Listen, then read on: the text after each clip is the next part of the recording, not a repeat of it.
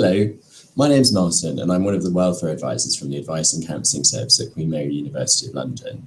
In this presentation, I'm going to start by giving a bit of an overall presentation about how to apply for UK Immigration Permission for your studies, and then I'm going to start answering the questions that you've submitted or that you submit during this presentation. So let's get started. Let me just bring up my presentation.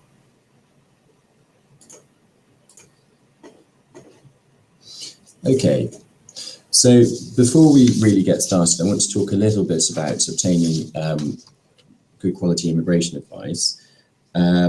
This webinar is only for students applying for immigration permission to study at Queen Mary University of London. If you are studying anywhere else, you should seek advice from your academic institution or another regulated immigration advisor.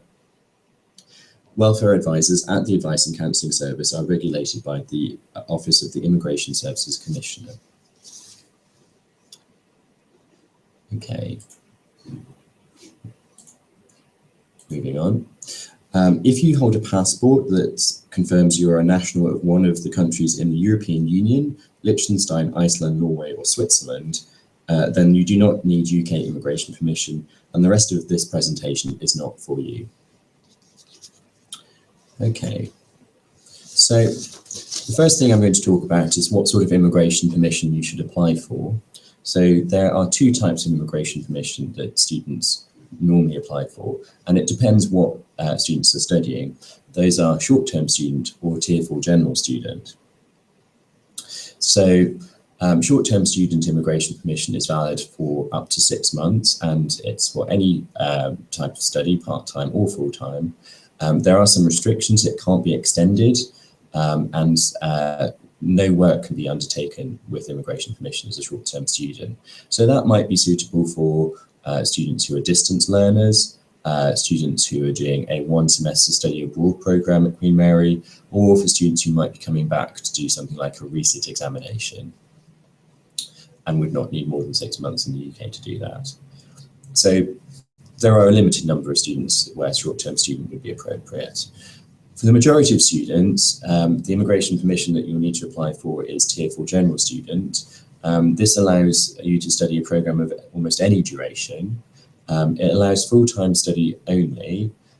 It can be extended. So for example, if you do an undergraduate degree and then want to move on to a master's program, you can make that application in the UK, or if following the end of your studies, you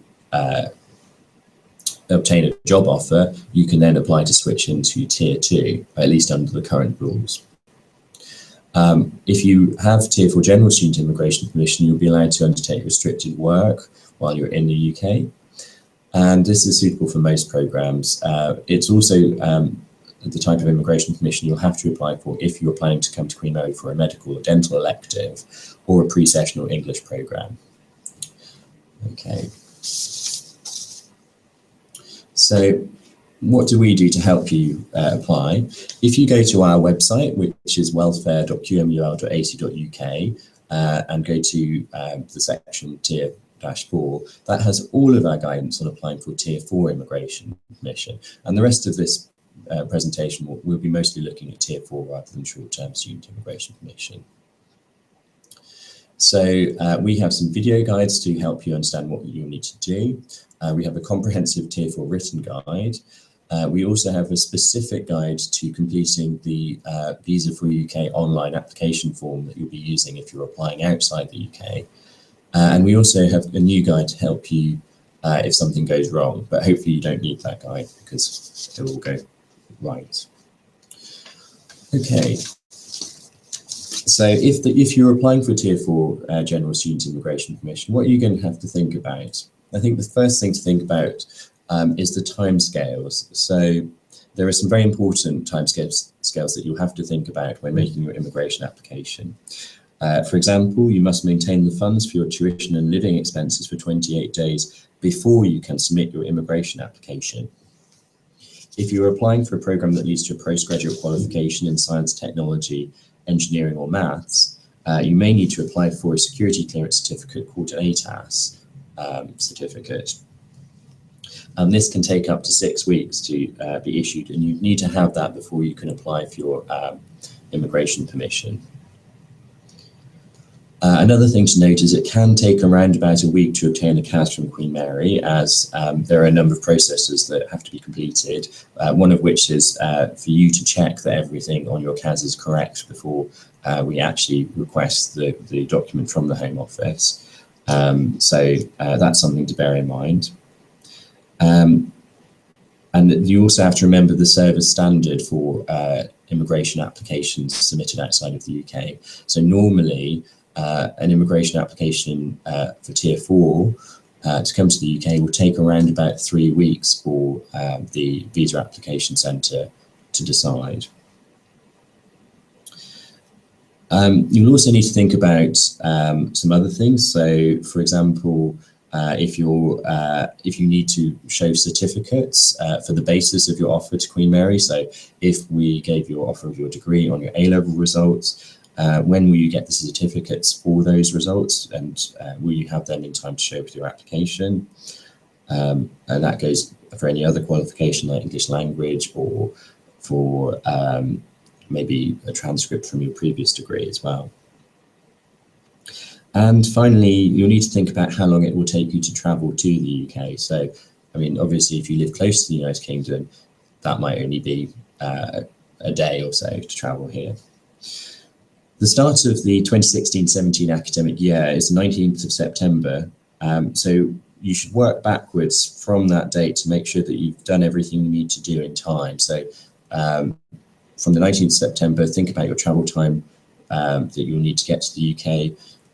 That will define when you need to have your immigration permission by.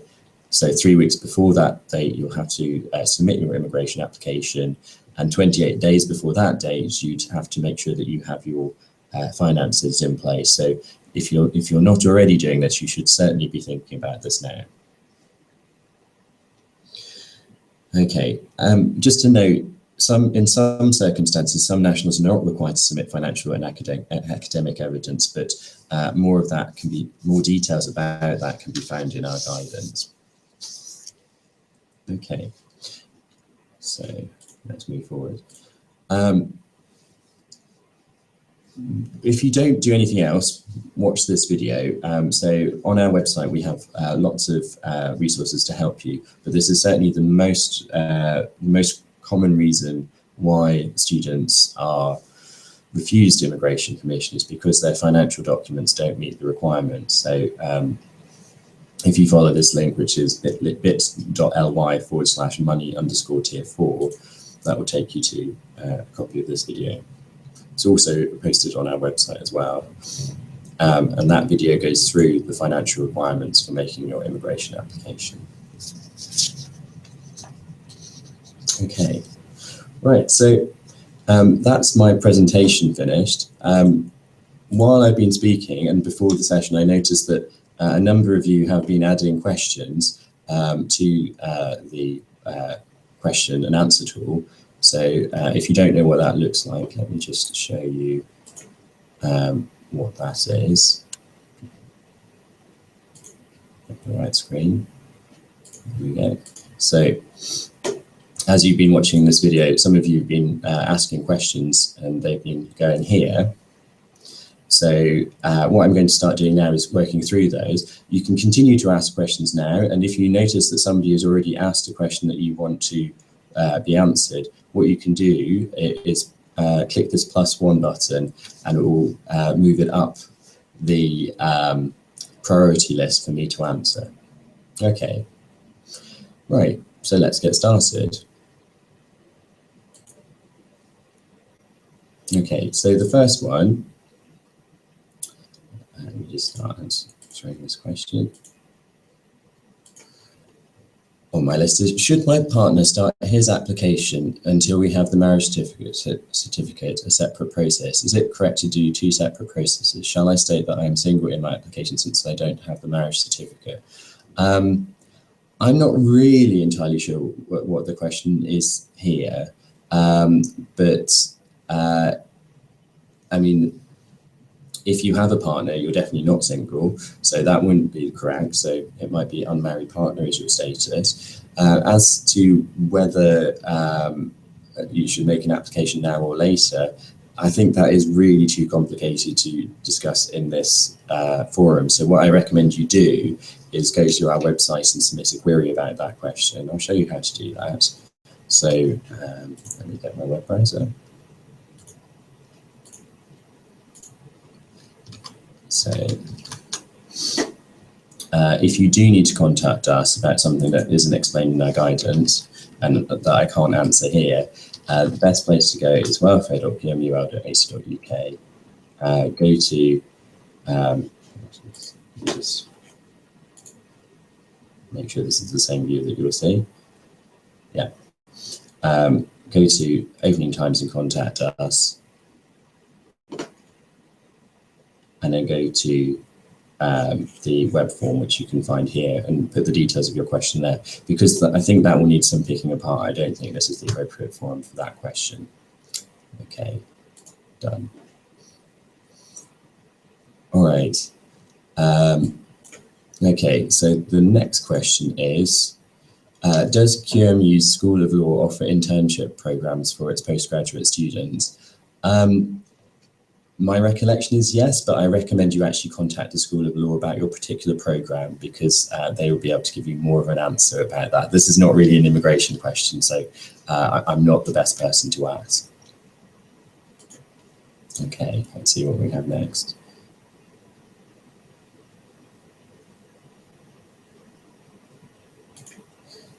So this is an interesting question. This question says, hello, I just got my offer for accommodation and I've already submitted the online application, but haven't attended the appointment yet. So do I tell the application centre when I go to the appointment or send an email after the appointment? So my understanding of this scenario is that somebody has submitted their online immigration application and they didn't have accommodation at Queen Mary at that point. And then after submitting the application, they were then allocated a place in accommodation. And so now what they submitted doesn't reflect their circumstances as they are now. In these sorts of circumstances, the best thing to do is to write a short covering letter explaining the difference between your current situation and the information that you submitted on the online form. And if you submit that with your passport and your photographs, and if you're required to submit other supporting documents, those, the entry clearance officer will read that and be able to understand your circumstances. I hope that answers that question.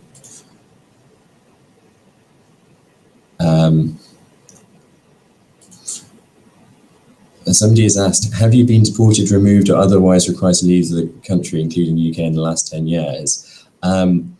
Well, I'm not sure what the question is. Well, I know what the question is. That's from the online visa application form, but I don't understand what the question about this question is. What this question is doing is trying to work out if the UK government has required you to leave the UK, and that doesn't just mean your visa has expired, but there's been an order requiring you to leave the UK. So that might happen, for example, if you had an immigration application that was refused, and then the government served you with a notice requiring you to leave the UK. If it was just that your visa was about to expire, or in fact, if your visa was curtailed, but you left before that curtailment date, then you would not have been required, deported, removed, or otherwise required to leave the UK. Other immigration systems may work differently, but if you've got a specific question about that, I recommend you again contact our frontline. Okay, that question seems to be asked twice.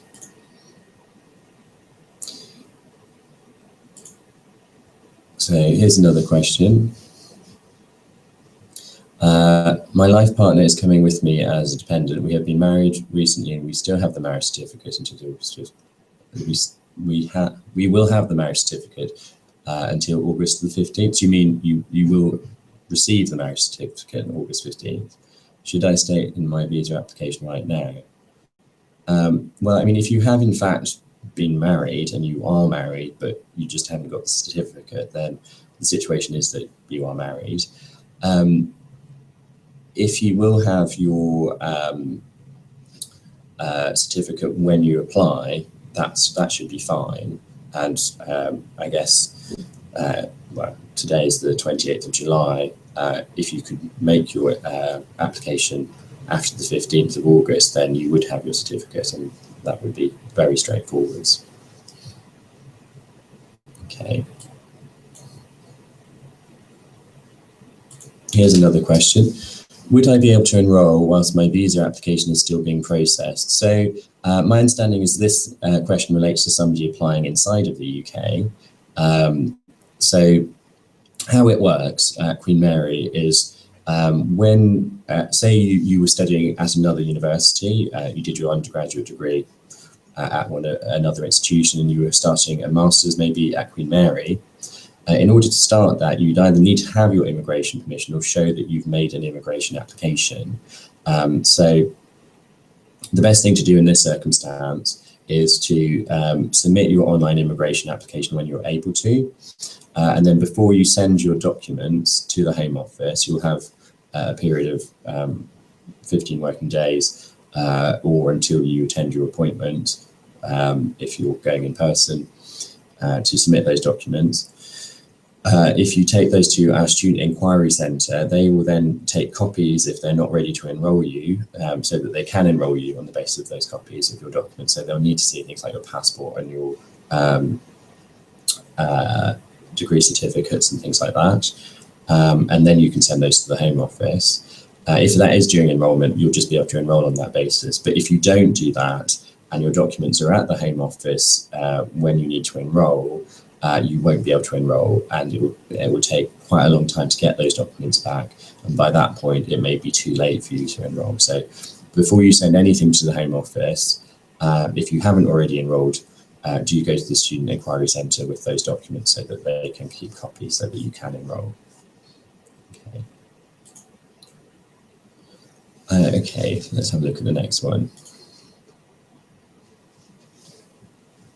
So this question is, hello, I recently graduated from QM. I plan to continue my postgrad. If I'll be living with my brother at no cost, how much money per month do I have to show for maintenance? Do I need the ATAS set by the time it's issued my current visa expires? So on finances, it actually doesn't matter at all whether you're living with your brother or at no cost or anything. You still need to show the £11,385 for your maintenance. If you need to have ATAS clearance, so that's a security clearance for science, engineering, technology and maths subjects, those STEM subjects. And if you're doing a postgraduate qualification that requires you to have a certificate, you will have to obtain that before you can make your immigration application.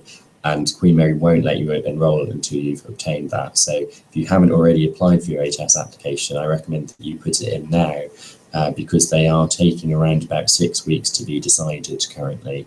Having said that, if you do put it in now, that 6 weeks should be within the start of term. Okay, hopefully that answers those questions. Okay.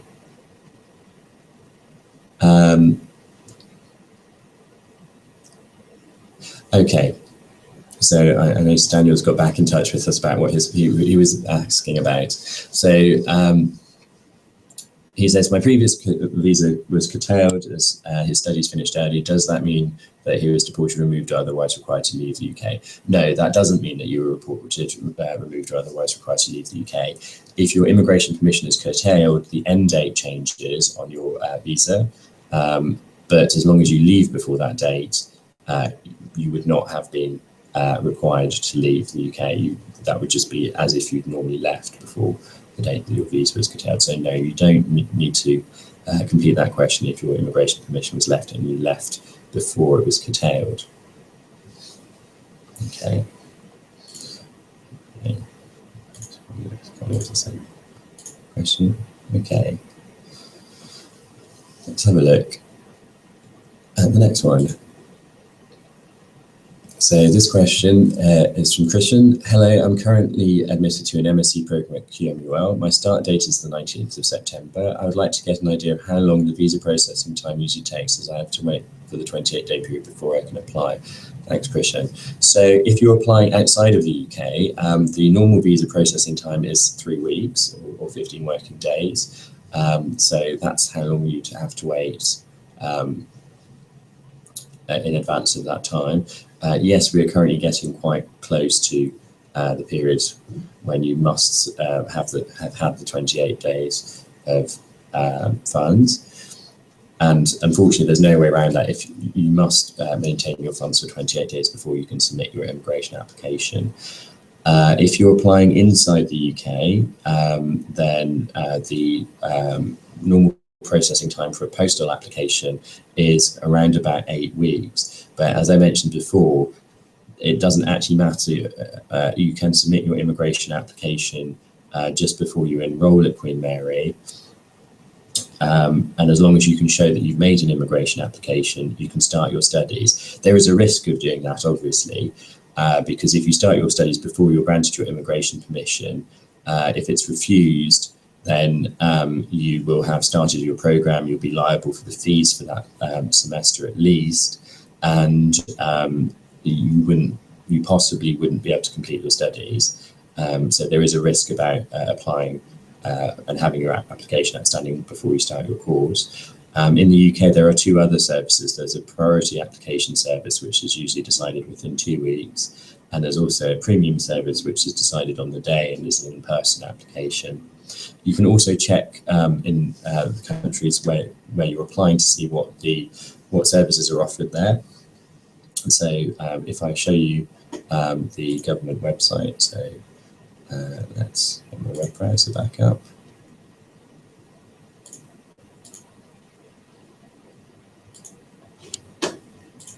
So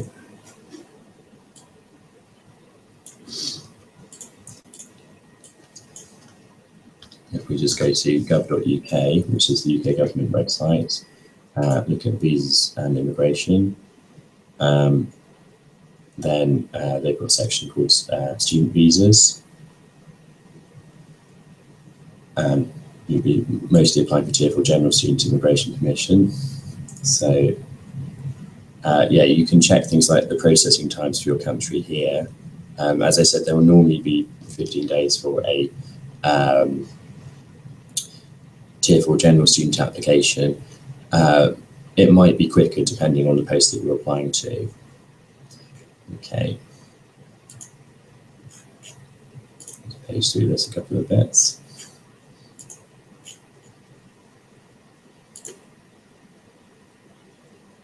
So if you go to this one, which is saying visa application centres, if we go, let's say, to United States of America, there's some specific information here, but also in the United States, you can pay for a priority visa service there as well, where your application will be processed faster than the normal 3 weeks normally. They even have a super priority service available in New York as well. So check on the visa application centres page for your country and you can see what services would be available for you. Okay. Right.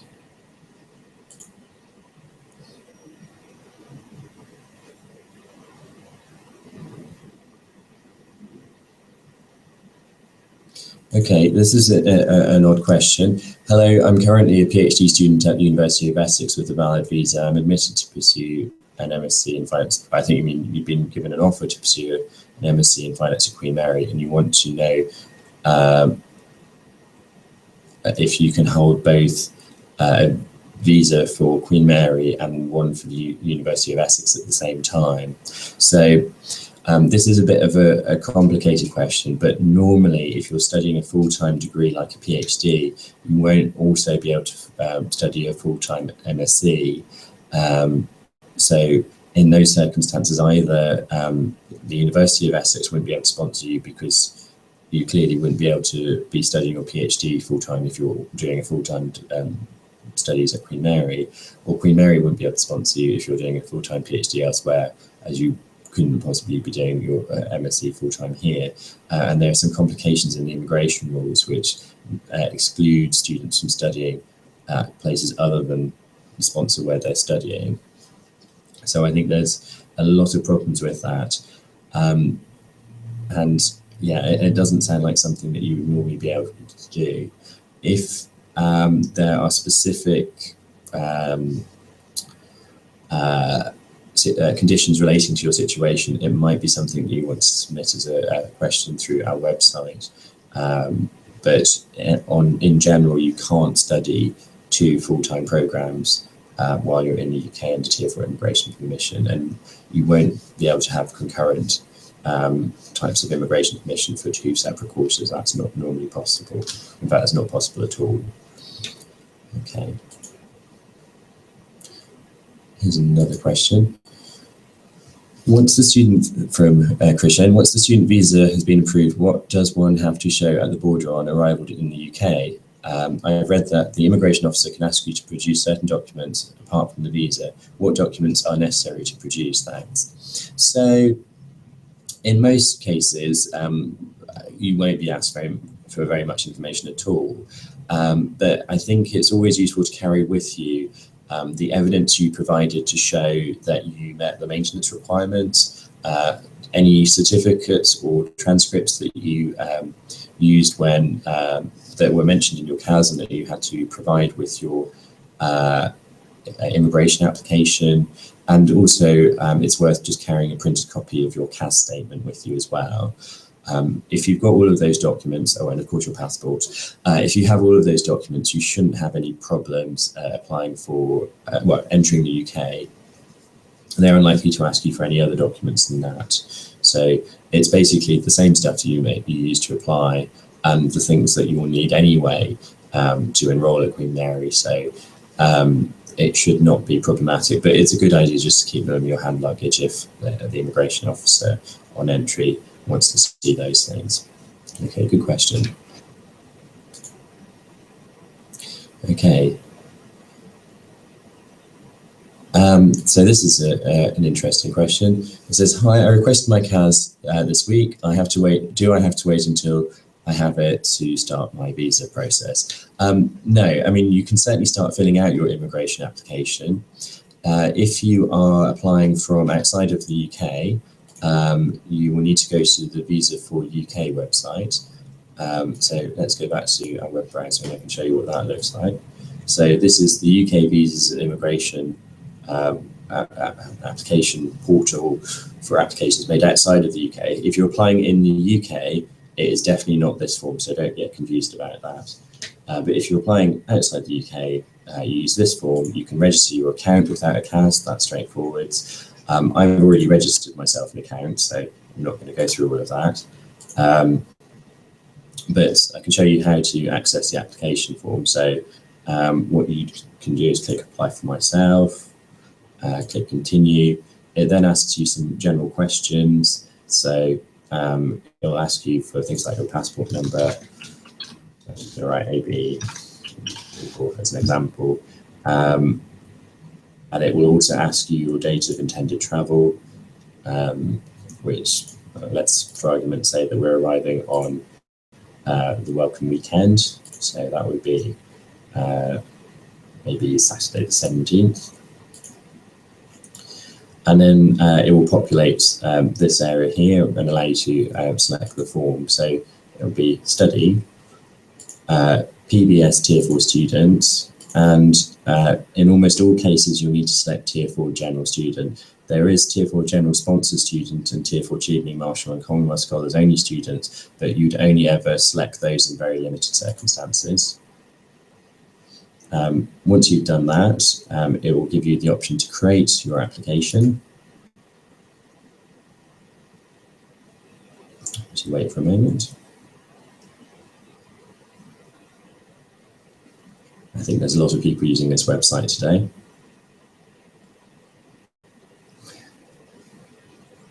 Anyway, while it's creating the application, if I open another tab and go to our guidance, so that's welfare.ac.uk/tier-4, the quickest way to get to our tier 4 guidance. We have got a specific guide to completing the online form for applications outside the UK, because some of the questions are a little bit complicated. So if we open that, let's see how that's gone. Oh, it's still creating. You can see that this is quite a useful guide, because this goes through what I've just explained about starting your application, also what to select and why, and then how to continue with your application. And you can do almost all of the form without your CAS reference number. So you can definitely start filling out all of this now. And you can start getting your documents together as well, because you can work out how much money you'll need to show. So in general, that's £11,385 for your maintenance plus your tuition fees for the first academic year of your course. And you need to show those for 28 days, so you can start arranging those documents now. So you can do a lot before you even get your CAS. Okay. But do use our guide to help you fill out those questions. Let's see, it's still creating my application. We'll give it a little bit longer. Actually, I'm going to go back to the home page to see if this is going to, yep, it's stuck. Okay. All right. Well, hopefully that gives you somewhere to start. We might come back to that in a, oh, typically, just as I say, we might come back, it's loaded. So, oh, actually, this is one I started earlier. So once you've created your application, you can click Go to Application, and you can start filling out details about yourself, about your personal details and travel history, your family details, any medical treatment you might have had while you've been in the UK previously, and then tier 4 student. So this is the bit that probably you need most help with. If you go into this section, and if you have our guide up, maybe on the screen next to it, that will help you fill out all of the questions. So in many of the questions, we explain exactly what you need to write in each field, so you don't even have to work that out. You can just read that from our guidance. Okay. Okay, we've got another question here. This is from Mariba. The question is, hi, as I do not have an accommodation officer and I'm finished with the application, however, my aunt lives in London. Should I write her address or should I wait for my accommodation officer offer? Thanks. So presumably this is asking about what to put in the details for when you're in the UK. It's up to you. I mean, if you think that you might, well, you can put your aunt's address here, so that if the Home Office need to contact you after you arrive in the UK, they can write to you at your aunt's address. Also, when you arrive in the UK, you can actually contact the Home Office to provide them with your current residential address, and that's a good idea, just in case they need to contact you about some aspect to do with your visa. So that's what that's related to. Okay. And actually, if we go back to our guide to completing the form,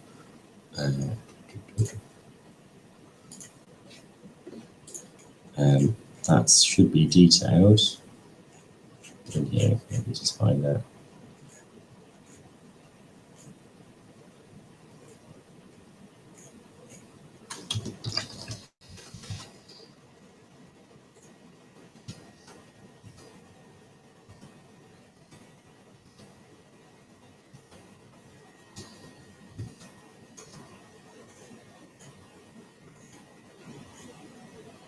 Okay. I'm not actually sure it even requires you to provide that information. Let me just go back through the form.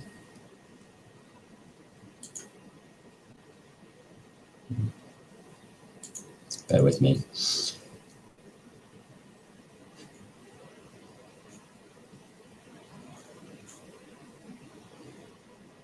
Okay, so this is the bit that we're talking about, what is the main address and contact details of where you'll be staying whilst in the UK. So, I mean, we would normally suggest that you put, well, you can, if you don't know the address at the time of your application, put the address of another person such as your aunt. That would be very sensible in there. But when you get to the UK, update that with the Home Office when you know your new address. Okay.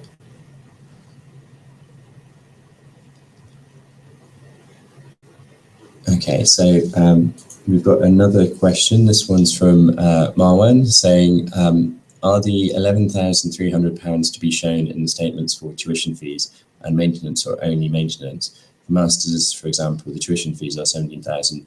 Would I be required to show around £29,000? So yeah, unfortunately, it is the larger figure. So you need to show £11,385 for your living expenses. And then if your tuition fees are £17,000 on top of that, then it would be the £28,385. That would be the amount that you need to show. And you need to hold that money for 28 days before you could submit your immigration application. Okay.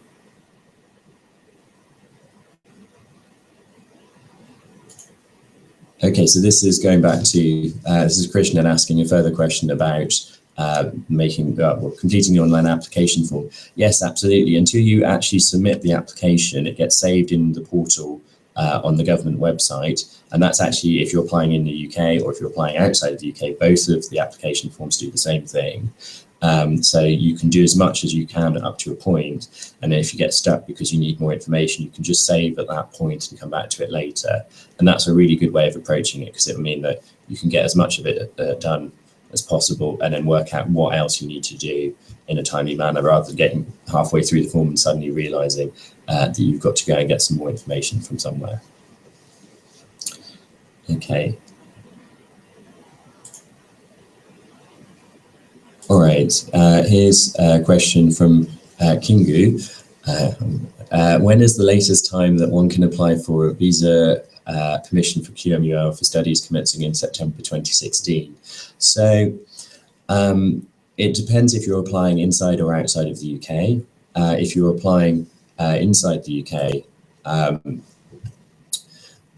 you will you can apply up to just before you enroll, so that can be quite late if you're able to apply inside the UK. You can only apply inside the UK if you've got Tier 4 or Tier 2 general immigration permission that doesn't expire more than 28 days before you're due to start your course at Queen Mary.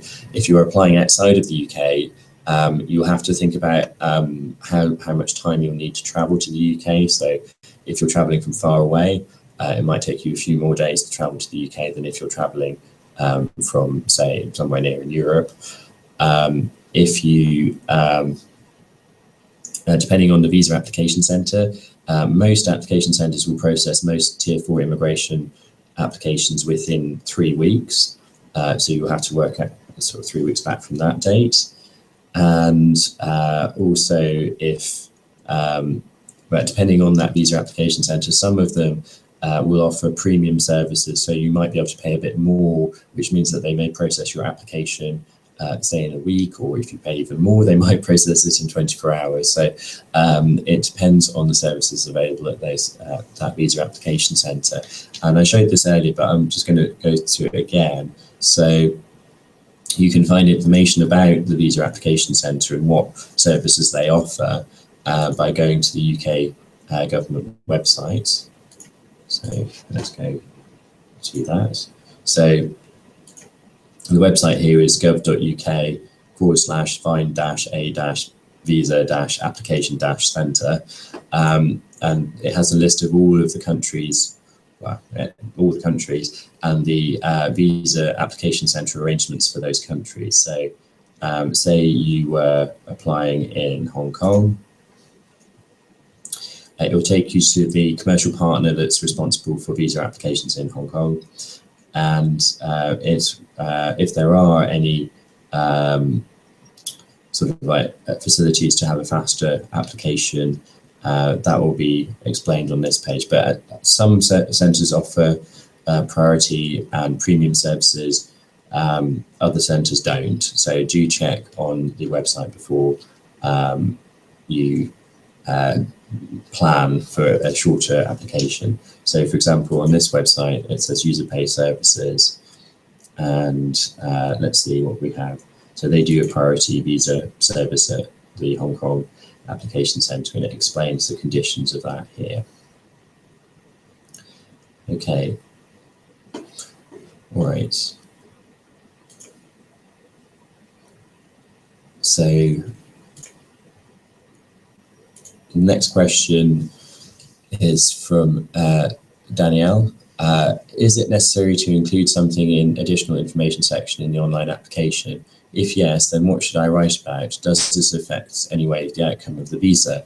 So I think Danielle's talking about the out of country application form.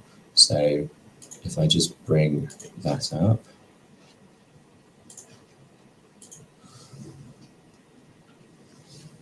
So presumably this section of the form. So this is kind of like the section where you can ask you can provide any other information to the immigration officer. So if you've been using our guide to completing the online immigration application form, which is here, in some of the sections, we suggest that you might want to write something in those boxes if something is not clear. So for example, let me just find the right part of this.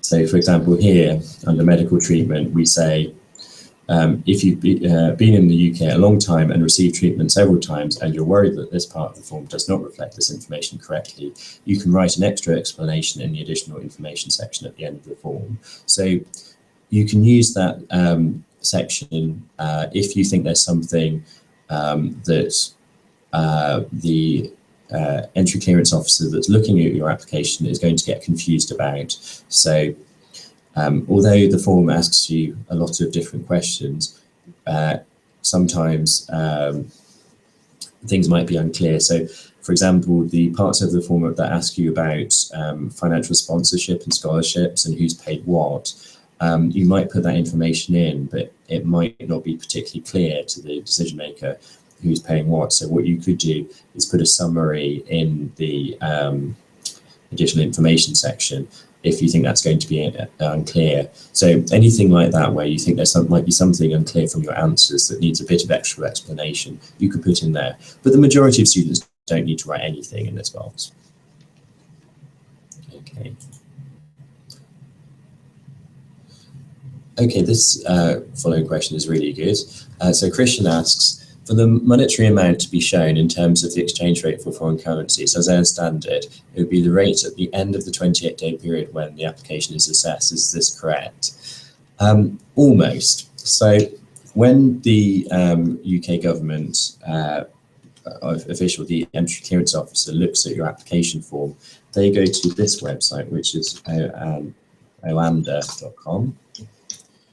They then go to the currency converter here, and then they work out how much your funds are worth at the date that you make your application. And the date that you make your application is usually the day that you've paid for your application. So if you submit your application online and make a payment, that date is technically the date of application. So you need to make sure that on that day, the money that you've held is equivalent to your the amount of funds that you need to show. So in the example, I think we said it was 28,385.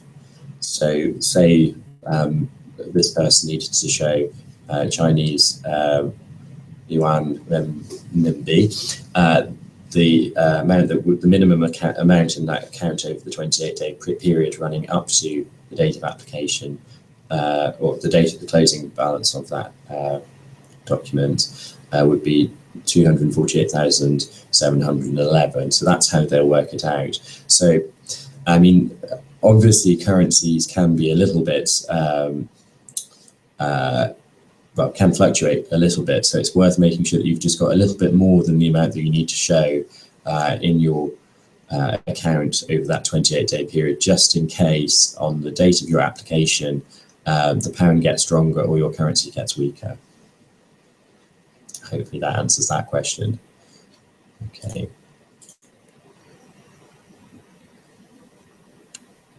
Okay, so here's an interesting question from Marwan. What is the difference between applying within the UK and outside the UK in terms of ease, supporting documents, funds, etc.? Well, with regards to funds, there's no difference. You will still need to show £11,385 plus your tuition fees for the first academic year of your course, whether you're applying inside or outside of the UK. The supporting documents will normally be all the same. There is an exception to that. If you're a low-risk national, you may not have to show as many documents, but actually that's the same inside the UK and the same as applying in your own country. And if you want to find out more about low-risk nationals, have a look at our comprehensive Tier 4 guide. With regards to ease, it's hard for me to say. It depends on how accessible the visa application centre is in your country and what the process is in your country. So you might want to have a think about that. So some nationals need to travel to other countries before they can get to a UK visa application centre. But if there's one in your city, then obviously that might be easier. The application processing time, if you're applying outside of the UK, it's 3 weeks. If you're applying inside of the UK and you're doing a standard postal application, it will be 8 weeks. Having said that, if you're applying in the UK, then actually it doesn't matter that it'll be 8 weeks because you can start your studies as soon as you've made your application. And then you can just wait, you start while you're studying, your application will come back hopefully before Christmas, and then you'll have your immigration permission. One thing I might say though, there is a risk of doing that because obviously if you start your studies while you're waiting for your immigration application to be decided, if your application is refused, you will have already started your studies, you will already have a fee liability, so you won't get a refund.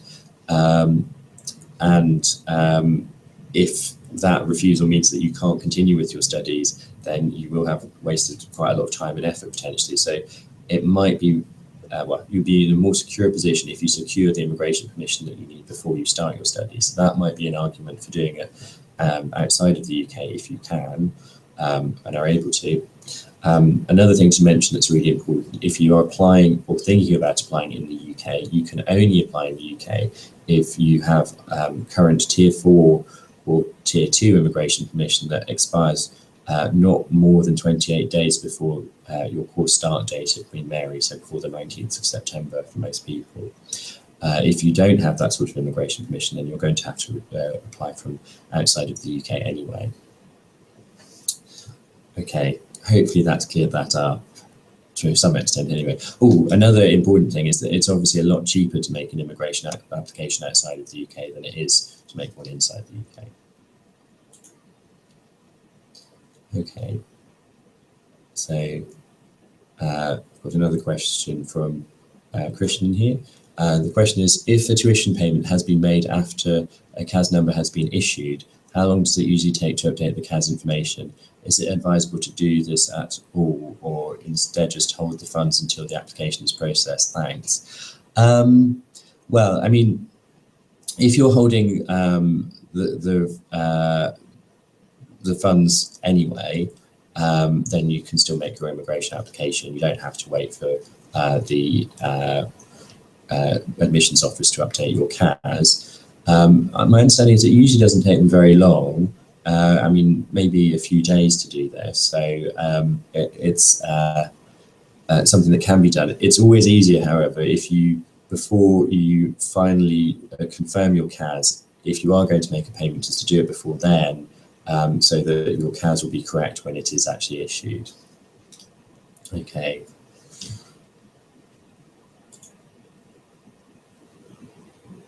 Okay.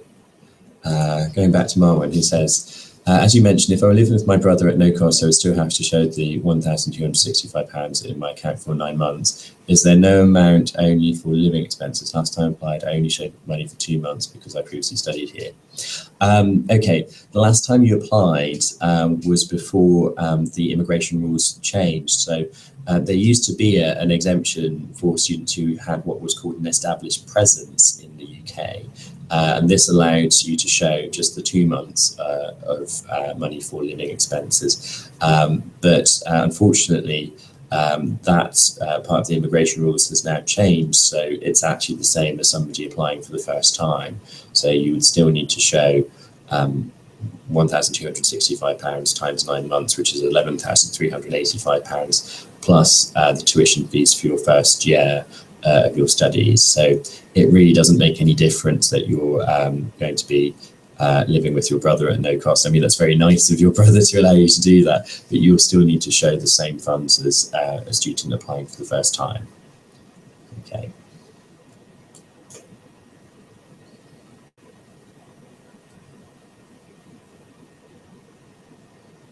Okay. Here's a question about the 28-day period. So Marwan says, I have exactly 28 days between the new course date and the date when my current visa, I would still be able to apply inside the UK, right? Okay, you need to be very careful that you counted this correctly. But our understanding is that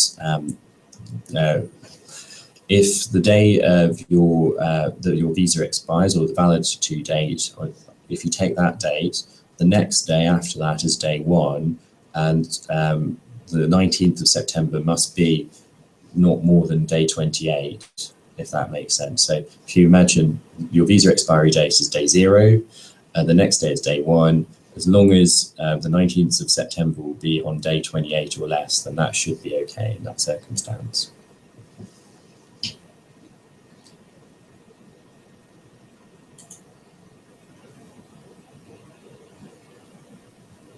Okay, this is a common question from Ariba.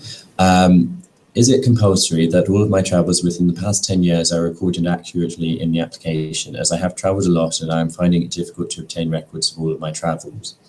So in this circumstance, I recommend that you provide as much information as you can, but in the additional information section in the form, you could explain that you don't know accurately some of your other travels. So as long as you're honest on the application form, that should be sufficient.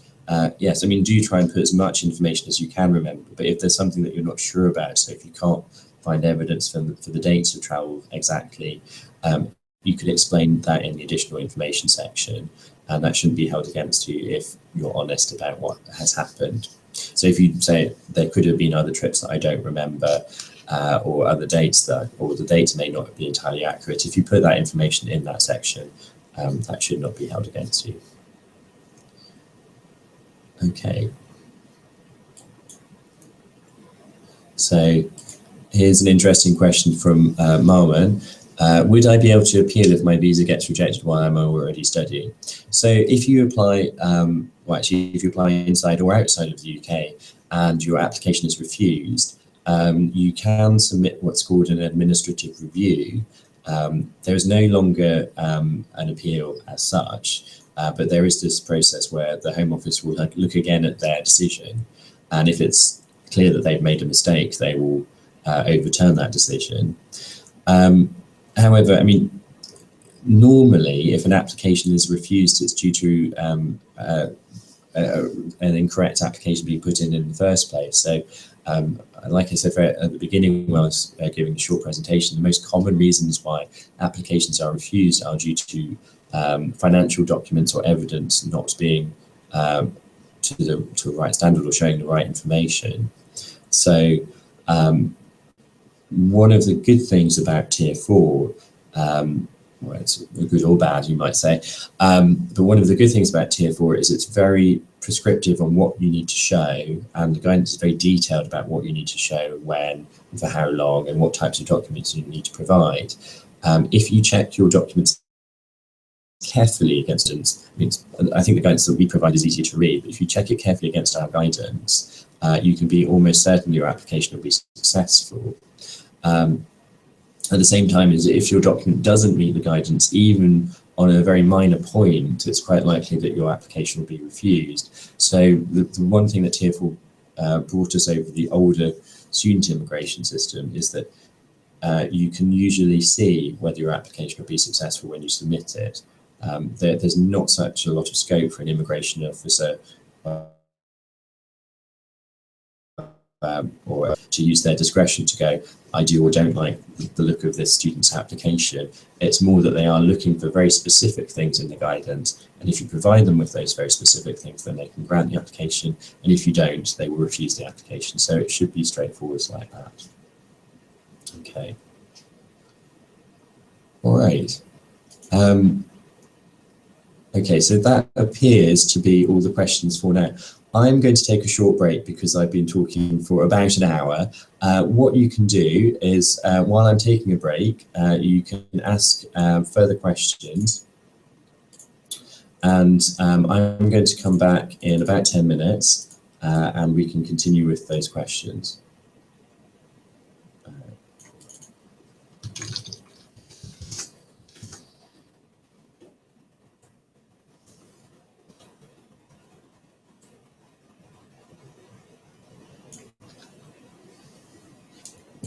Just put up a notice.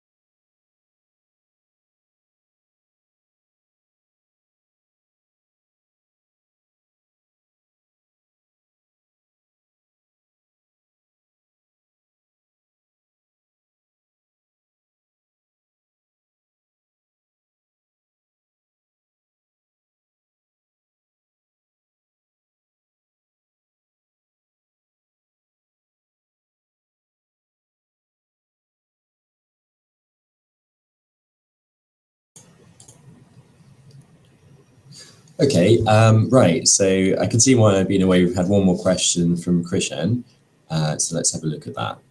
So Krishan says, is an interview a standard part of the application process or only done in certain instances? So normally when you apply for Tier 4 General Student Immigration Permission, when you go to submit your application, as well as providing your passport and your supporting documents, you'll also have your fingerprints taken and they'll take a photograph of your face as part of your biometrics. And normally once they've done that, you will then go to be interviewed. And it's not a face-to-face interview. Normally it's like a booth. It's a bit like Skype. So there will be somebody, a picture of somebody in the UK asking you questions from a set list of questions. The questions aren't really hard questions, so they're not going to be asking you questions based on the documents you've just submitted in your application. They're quite generic, but they tend to be around about things about why you chose the UK as a place to study, why you chose your particular course, knowledge of the institution that you're going to, so some information about Queen Mary, like where we are and where your campus would be. They might ask you about the source of your finances, so if your parents are paying your tuition fees or if it's from your own savings or something like that. So, I mean, really, in the majority of cases, they shouldn't be questions that you have any problems answering. In our guide, let me just bring up my web browser again. So let's just bring that to the front. So if you go to our Tier 4 guide, so on our guidance here, so if you look for our written guides to making a Tier 4 application, we do talk about interviews in here. So there is a explanation on page 17 about the interviews, and it also has an explanation of the sorts of questions that you might be asked during that interview. So if you're worried about that, have a look at that page and sort of start thinking about the sorts of answers you might give if you're asked those questions. They might not be exactly those questions, but they're likely to be quite similar. Depending on what happens next, so if there is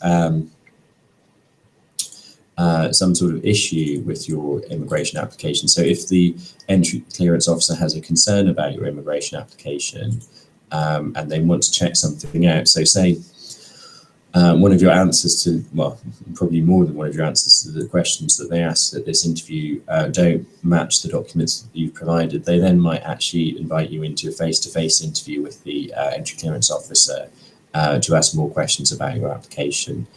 So if they're concerned that if you say your parents are funding you, but the bank statements that you show don't show how your parents are obtaining their funds, or your explanation doesn't tie up with those bank statements, then they might ask you in to ask some more questions about your documents and your information. So that's what will normally happen. So normally there will be one interview, but it's quite a standardized interview with standardized questions. But based on that and based on your documents, you might be asked to attend a second interview.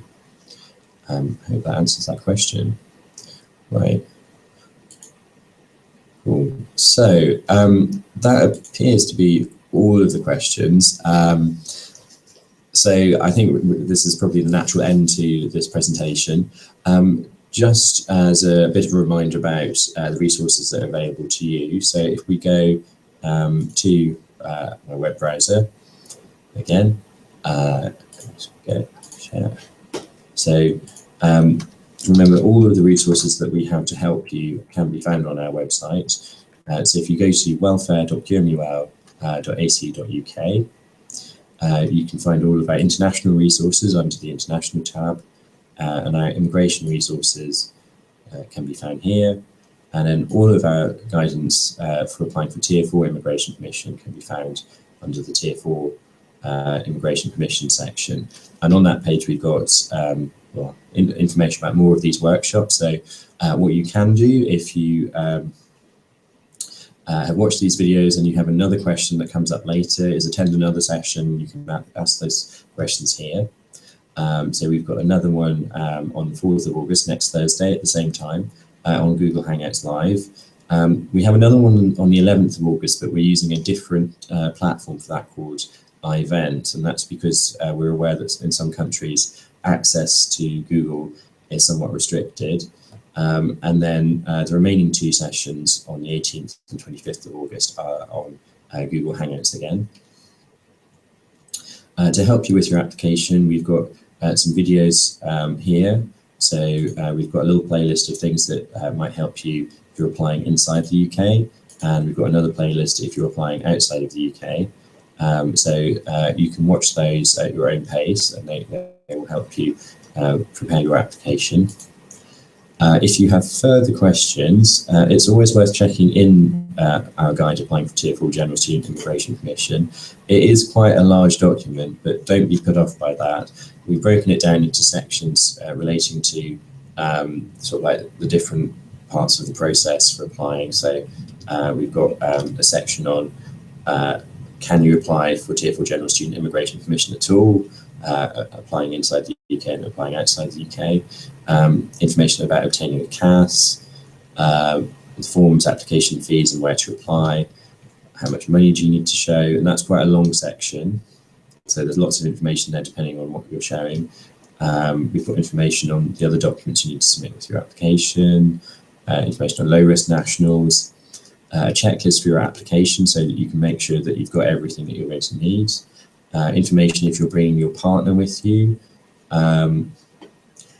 information about what happens after your immigration application has been decided, so that's quite useful. And it's always worth checking your documents against this section because unfortunately the Home Office do occasionally make errors. So if something has gone wrong, say they've not granted you the right length of immigration permission, this section explains what you can do with that.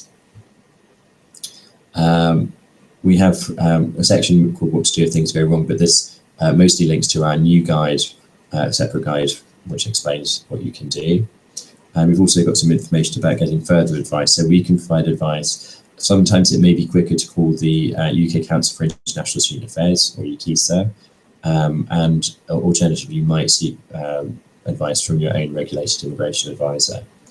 Also, at the back of the guide, we have some useful things. We've got a worked example of somebody who's showing multiple bank accounts. So it might be that you haven't got enough money in just one of your accounts for the 28 days, but if you put 2 accounts together, you might be able to show that you have enough money over the 28-day period across both of those accounts. And the worked example will show you exactly how the caseworker will look at that. We've also got an example of a partial scholarship.